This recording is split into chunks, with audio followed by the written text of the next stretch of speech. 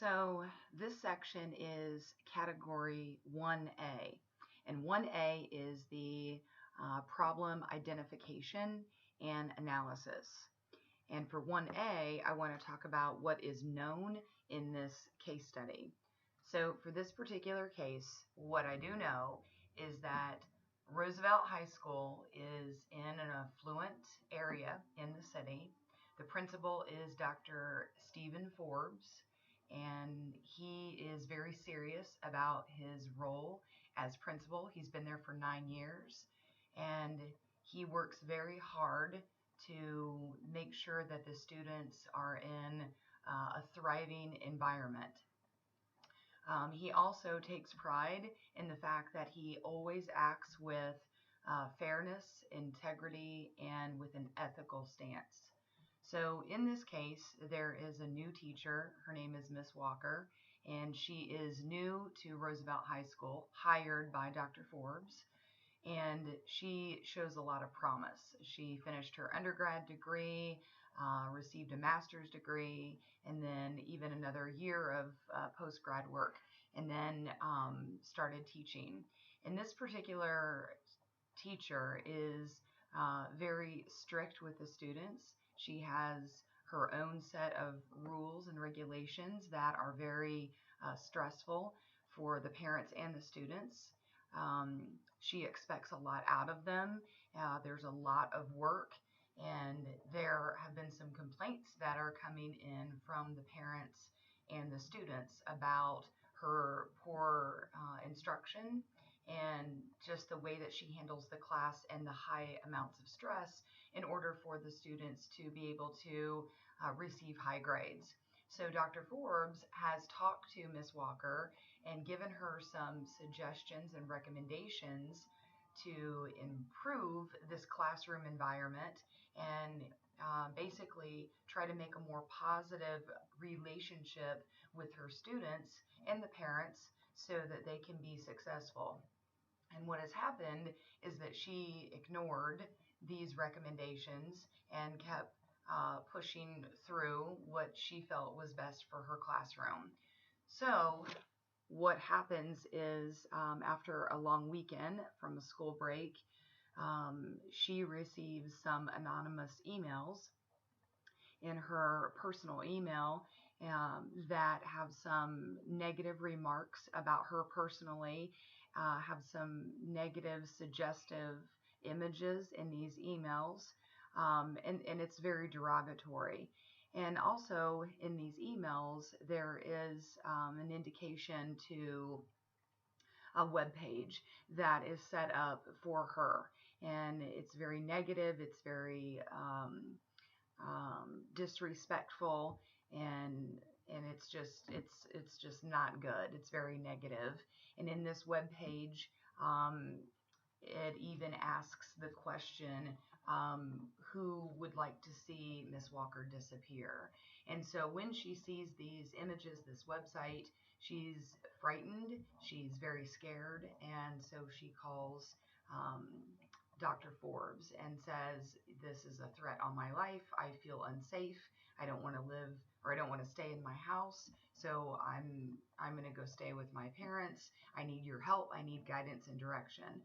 So Dr. Forbes says that he's going to look into it. He's going to research everything, look at the webpage, and then find the appropriate solutions. So that is the basic introduction of what we know for 1A. So this is section 1B, category 1B. And in this section, I'd like to talk about what are some of the unknowns in this case study. So in looking at the case study, we are still wondering who are the individuals behind these images and anonymous emails and webpage. So I think that's one of the key factors, is that who is responsible for creating this and sending it to Miss Walker and then posting it for other people to see. So definitely looking for the people, if it's one individual, if it's a group of students, if it's in fact a parent or somebody in the community. That's the first thing that we need to find out. Also, what are the laws and the policies um, for slander and this type of wrongdoing per the school rules and laws and regulations? So, finding out according to the school conduct handbook for students, if it is in fact a student, what would be the disciplinary actions for these types of wrongdoing? If it is not a student, if it's a parent, if this is labeled as criminal activity.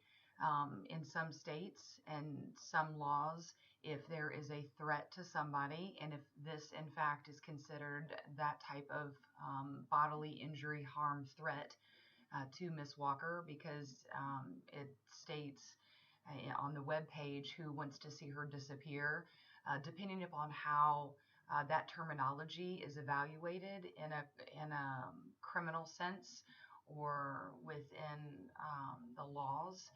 Um, that needs to be decided. So, is this threatening? Looking at these images and these emails to see if there is some sort of criminal activity that would be punishable um, in whatever fashion for that crime.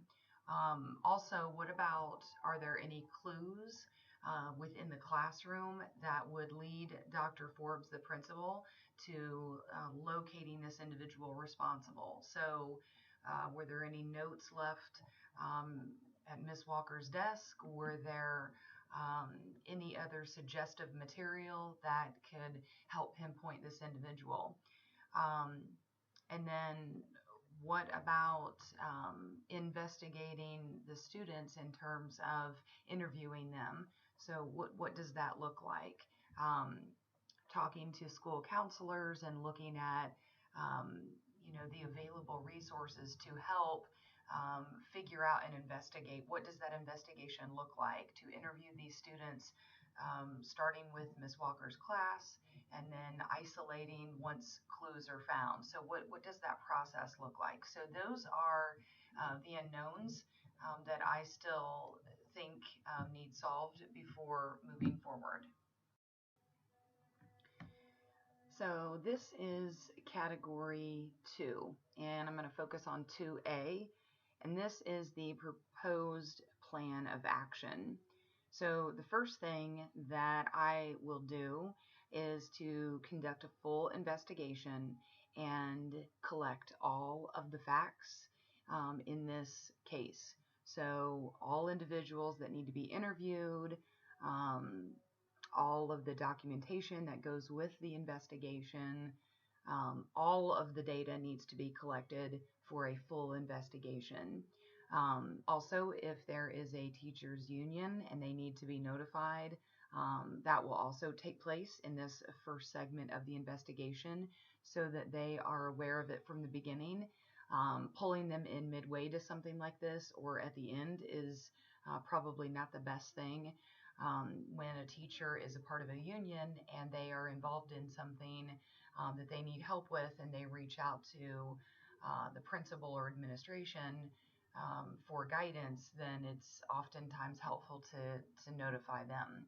So the full investigation will be reviewing all of these emails, looking at these images that were sent to Ms. Walker, reviewing the web page, and then also asking the help of the school technologist, the technical support staff, if they can locate IP addresses or have them try to locate these individuals via with their virtual technology. Also, this plan of action will also include definitely being supportive to Miss Walker. She is a part of the staff and a part of the faculty and a part of the school and a part of the community and part of working with students and faculty, teachers, everyone within the school. Um, it is about being ethical and being trustworthy and doing the right thing. And um, so it is within the best interest of that ethical behavior to reach out to her and be very supportive, to listen to her concerns and validate her thoughts and her feelings about this. Um, it is no different than in corporate America. If you are an employee and somebody has done something against you at your job, you would reach out to your supervisor or director or vice president or pull HR in. So very similar in the education arena. It is about validating and listening to that individual that feels victimized. And I think that that's very important because that shows that as a principal, as an administrator, you're being very fair and you're being ethical and you're doing the right thing as a leader. So, listening to her and letting her know that she is fully supported and that if this turns out that the individuals are found, that they will be handled in the best suitable way possible. And I think the third piece of this that I think would be helpful as part of the plan of action is to have a full faculty staff meeting and to talk to the faculty and have an open floor discussion to see if anybody has heard anything or seen anything that could contribute to the investigation. I don't think that keeping it isolated and just talking to Miss Walker and a few students is the best way to uncover the identity of these individuals.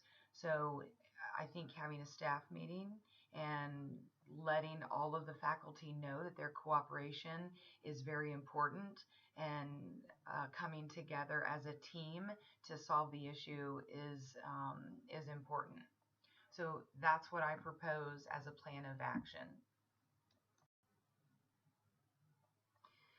Okay, so now I'm going to talk about section 2B. Now that the proposed plan is in place, these are the strategies that I would use to execute that plan. So the first strategy is effective communication. So during the investigation and during the whole ordeal of this issue, it is vital that effective communication be present for everyone. So all of the student interviews, any parent meetings, faculty interactions, effective communication needs to be at the top of the priority list. We want people to be talking, we want discussions, we want answers. And so for people to be closed off, and if there's a lack of communication, that is going to affect this proposed plan. Another strategy is using fair practices that are ethical and respectful during the investigation. And this is important because it sets the example to the rest of the faculty. It shows the parents that as a leader, being ethical and doing the right thing is very important. Also, I think another strategy is having an open door policy, and that is for any teacher, any parent, any student that would want to come and talk to me about this issue or had something that they wanted to add. You know, it could be a teacher coming up with a new idea that they researched on locating, web page creators that are trying to go off the grid. Just encouraging people to come forward with anything that they think would be helpful, I think is a good strategy. And then also, I think being supportive to the victim is a strategy that is positive and also the ethical thing to do. So Miss Walker definitely feels victimized and feels scared. And the last thing that you want for your staff, your employees, is for them to come to work and feel that they are in a hostile environment. So definitely giving her support and checking in with her, letting her know that she's not alone, and that as a leader, I am there to make her feel safe and secure on the job, and that we're doing everything possible to figure out the solution and the people behind the webpage. So those are the strategies that I would use for the plan.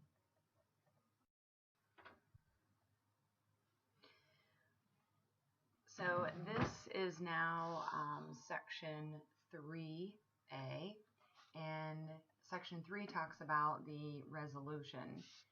So in this resolution for this case study, it is about what's in the best interest of all students. So I feel that the first part of the resolution is that all students need to attend a mandatory meeting. And in this student meeting, we will discuss and talk about issues in classrooms, proper internet usage, if there are any issues or anything that somebody wants to talk about in regards to something that they've seen or witnessed or heard or saw on social media regarding this problem. So basically an open forum for students just to have that awareness. Number 2, all parents will be contacted and notified.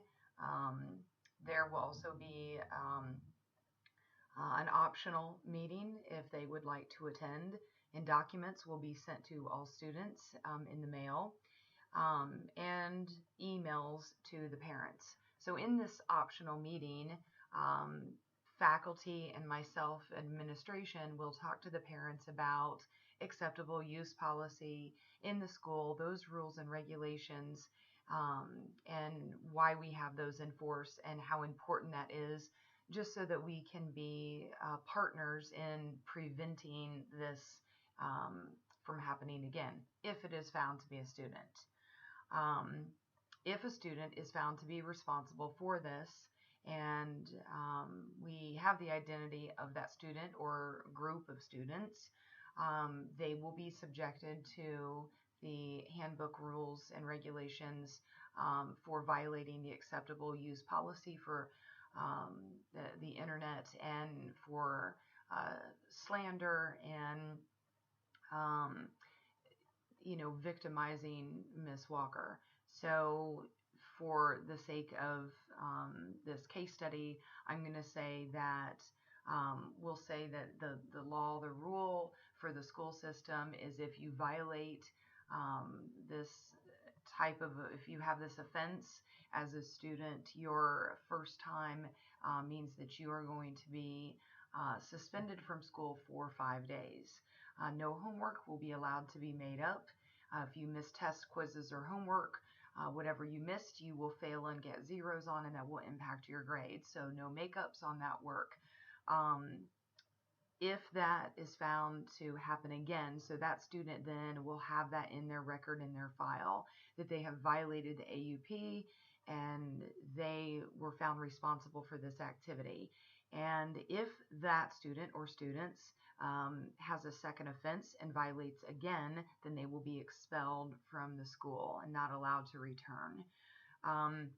Also, part of the plan in place for a solution is to work with Miss Walker. So myself as her supervisor leader, in the beginning in the case study, it was read that she was given some ideas by me, and she decided not to take those ideas, to help her with her class relationships, her class management, and to alleviate some of the stress from the students, and just really just be that liaison to have her class be successful. So now that this has happened, I think it is even more important to work with Ms. Walker on that improvement plan, so that we can get her on track, and that her classes are not so overwhelming that students feel that they can't succeed. So I will have regular check-ins with her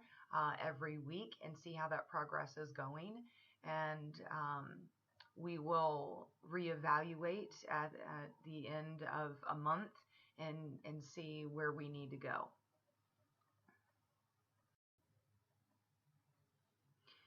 So now I'm going to talk about section 3B, and these are the facts and data from the case that helped with the resolution.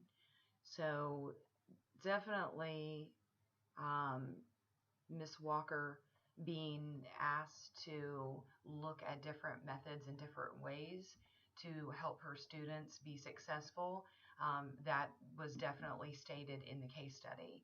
So by leadership, Ms. Walker was given techniques to decrease the stress of her students and recommendations to implement some helpful educational suggestions, and she ignored those.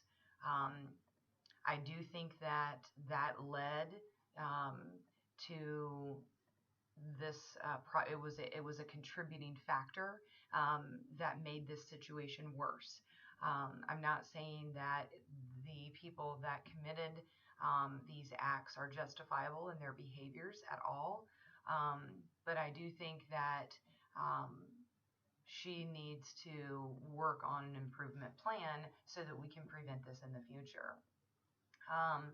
Also, there is no suggestion of any meetings with students and parents about proper policies for AUPs. So if there is an acceptable use policy for the internet for all devices used on school property and with school property, I believe that needs to be voiced to parents and students, and documents signed off that parents are aware of that so that they can communicate it at home to their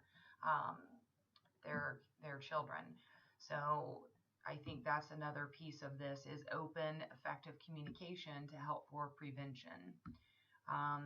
Also, that the facts of this case state that the web page was in fact created. Emails were sent to Ms. Walker that were disrespectful and threatening, and these are serious offenses that warrant punishment. So if you break the law at school, you have to be subjected to the ramifications that go along with that. And I think there's a big lesson to be learned in that, and that is ownership of behavior. So definitely the facts show that these infractions were committed, and they need to be handled in the appropriate manner. So now I am in section 4, and this is about debriefing the problem with reflection. So in reflecting on this case study, as I researched it and walked through the different steps and evaluated it, the question asks, what was I thinking and feeling and valuing by identifying the issues about this case study? So my thoughts and feelings were, number one, I knew that as a leader and working in corporate business for many years, I've learned that when you're presented with a problem or a crisis or an issue, that you need to stay calm and you need to stay neutral and unbiased. So oftentimes we, just as people, we have this innate sense of responsiveness that says, okay, this is how I think, or this is how I feel. But I've learned that you have to take the I out of it and say, okay, what is the task at hand? Try not to use emotions to make decisions. What's most important? So in this case, it's about the best interest of the students. So making decisions during the evaluation and investigation process that puts the student at the top of the priority list.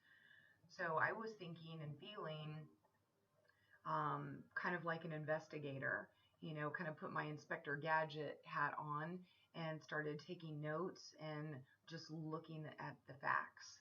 And then, isolating my feelings, as I did read about Miss Walker, I did feel that it wasn't that she was insubordinate, but I felt that she really wasn't being a team player, and she really wasn't willing to step back and look at self-awareness or take any type of um, criticism.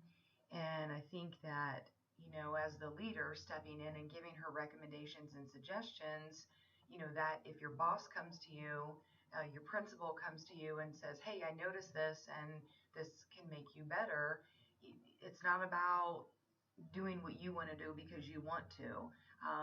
I think that it did kind of aggravate me a little bit when I read that she just dismissed it and did whatever she wanted. Now, she's a young teacher and she's new to the profession. It doesn't say if she had many years of working experience before the teaching job. So you can chalk that up as inexperience and lack of wisdom because we all learn and grow.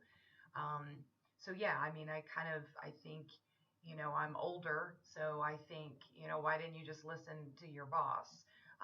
But then also on the flip side of that, I remember when I started out, and I remember being, 21 years old and working for an insurance company and learning the ropes by failing. You fail your way forward. So I kind of felt for her in the sense that she's inexperienced, but then I also felt like if somebody's trying to help you, they're doing it for a reason. So those are really my thoughts while I was reading it and going through this whole process. So this is the second part of section 4, and this is the identifying issues that are unresolved or open to further investigation. So some of the unresolved issues that I think are present in this case is that what are the actions that will be taken if Miss Walker doesn't respond to the suggestions and recommendations from the leadership team. So if she is asked a second time to put together a performance improvement plan to help with the students and the parents of this class so that they can be successful and there is a better relationship there, what happens if she doesn't respond a second time? What would be the ramifications for that? Also, the case I think is still pending and it's unknown that what was the stance of the parents and their input on the case. There's not a lot that's said about the parents, so that's why I tried to incorporate them in this case study. And then lastly, what were any criminal investigations done, if any, if there were some criminal violations? So Ms. Walker was threatened. Were those threats proven to be threatening her life enough to press criminal charges once these individuals or groups found? And so what came of that from a criminal side of things, with the internet and attacking someone, from that side of it. So yeah, those are the things that I think are still pending. So this is the last piece of the case study, which is category 5, section 5, and this is the reflection. So now that I have completed this case study, I can show that I executed standard 5 in my work by the following. So number 1, I was unbiased and I did not assume that any one person or group was guilty of these actions against Miss Walker. So I had an unbiased viewpoint going into it. Number 2, I addressed the situation as a high priority to show integrity and how I care for the students in the school. So making this the number 1 item on my to-do list shows that I am a person of integrity that cares about the students and the well-being of every student. Number three, I had an effective communication plan, and that was to not leave anything out pertaining to my plans and my actions, which is the ethical thing to do. And I think it's treating people the right way. So effective communication was a big part of my plan and my strategy. And I think that treats people fairly to communicate with them and keep them up to speed on what you're doing. Number four, I was fair to all the faculty to have an open door policy and to welcome their thoughts, their ideas, and anything that they wanted to discuss. And also with Miss Walker to let her know that she was supported and that she could come to me for guidance and direction. Um, Number five, I addressed the issue of punishment accordingly, which was fair and just. So the punishment was the suspension for 5 days, and that went with the school handbook. So I didn't hand down a punishment that was something that I just created on my own. This was abiding by school policies that was in the handbook, and that's acting fairly. And then I demonstrated a personal professional code by handling the situation with respect to all parties involved and gaining the help of others to help me find a solution. Um, Also, in dealing with Ms. Walker, putting together that performance plan was also being respectful to her as well. So those are the ways that I executed Standard 5 in this case study.